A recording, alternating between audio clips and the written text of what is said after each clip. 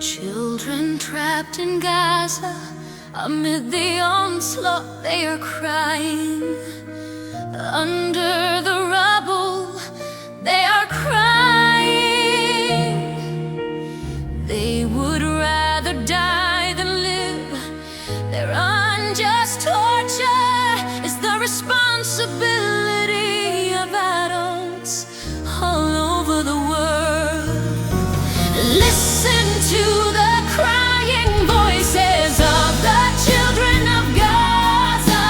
Globally, let's stand up together. Globally, raise our fist and tear down the devil's walls.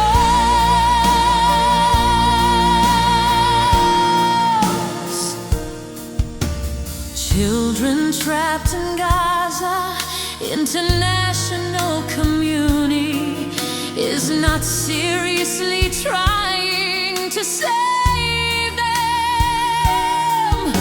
Their fellow